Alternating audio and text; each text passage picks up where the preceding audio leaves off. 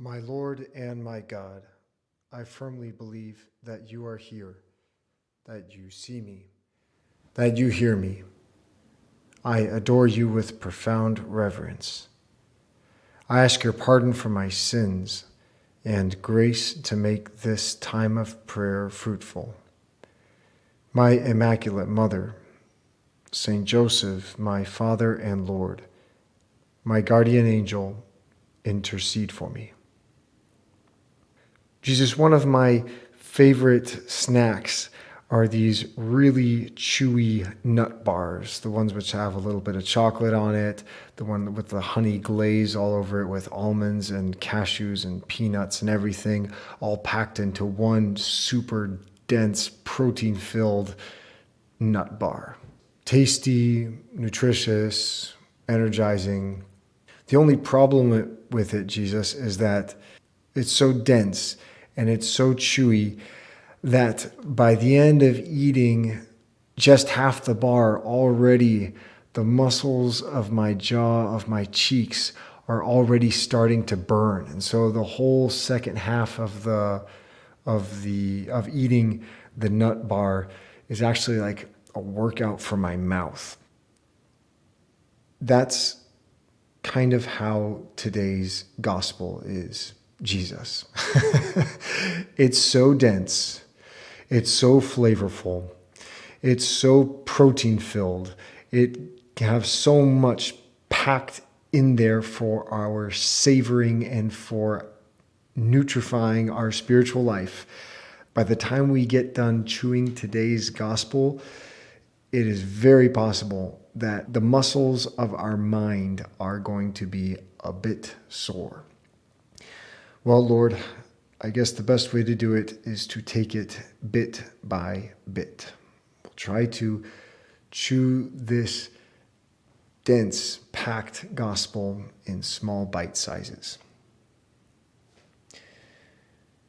It's winter. It's the feast of the dedication of the temple. And you are there, Lord, in the temple of Jerusalem, at the portico of Solomon. And the Jews who see you there start pestering you and asking, "How long are you going to keep us in suspense? If you are the Christ, tell us plainly." But Lord, you don't want to tell them plainly. You don't just come out with it and say, "Okay, fine, I'm the Christ." There. That'd be like, I can imagine a teenage son like telling his dad, Dad, tell me you're going to buy me a golden retriever. Buy me a golden retriever, Dad. I want to hear it from your mouth. Dad, tell me you're going to buy me a golden retriever. Finally, the dad says, "Okay, fine. I'm going to buy you a golden retriever." And the teenage son immediately says, "I don't believe you, Dad." The Jews want to hear it from your mouth, Lord. They want to hear you say, "I am the Christ." But as soon as you say it that way, they'll say, yeah, okay, I don't believe it. So Lord, you know that what they're asking for, just a straight up, plain statement that you are the Christ. What they really are looking for is proof, belief. They'd like to believe it. And so they're looking for that proof. And so that's, instead of saying, "Okay, yes, fine, I am the Christ," instead of saying that, you point them to the proofs. You point them to your works. This is how you respond, Lord. "I told you, and you do not believe. The works I do in my Father's name testify to me. But you do not believe, because you are not among my sheep." Lord, you try to lead them to accepting you as the Christ by pointing to your Father's works, the works that you do in your Father's name. And you say that those works testify to you that you are the Christ. Concretely, there were 2 miracles that you worked, Lord, which you explain as being the works that your Father gave you to do. The gospel of today's Mass is from John chapter 10. The chapter before, in John chapter 9, we see you, Lord, curing the man born blind. And right before you cure him, you say this: "It was not that this man sinned or his parents, but that the works of God might be made manifest in him. We must work the works of him who sent me." So, Lord, the curing of the man born blind, that was one of the works of the Father who sent you. That was one of the things that the Father sent you to do, to cure a man born blind. If we go a little bit farther back to John chapter 5, we see you cure a man who was an invalid. He had been lame for 38 years, and he was laying at the pool at the sheep gate. And on the Sabbath, you came to him, you told him to take up his mat and to walk. And once again, Lord, after that miracle, you explain the miracle this way: "My Father is working still, and I am working. For the Father loves the Son and shows him all that he himself is doing. And greater works than these will he show him, that you may marvel. For as the Father raises the dead and gives them life, so also the Son gives life to whom he will. The works which the Father has granted me to accomplish, these very works which I am doing, bear me witness that the Father has sent me."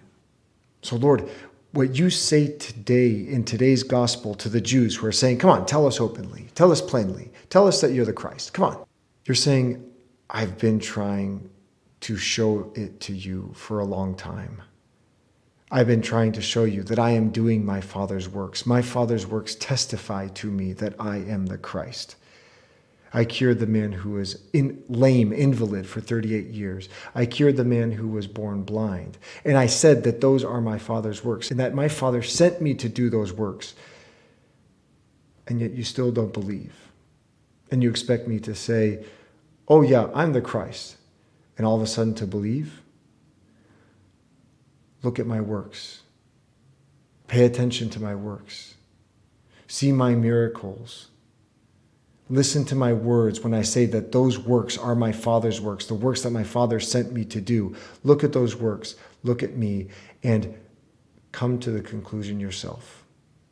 I am the Christ. The works that I do in my Father's name, they testify to me.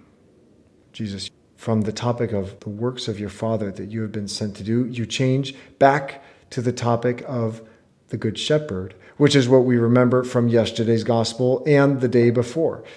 On Sunday, we read the gospel when you said directly, I am the Good Shepherd. I know my sheep and my sheep know me. I will lay down my life for the sheep.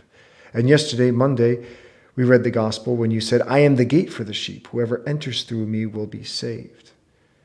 Well, in today's gospel, once again, you return to that same metaphor. You do not believe because you are not among my sheep. My sheep hear my voice. I know them and they follow me. I give them eternal life, and they shall never perish. No one can take them out of my hand.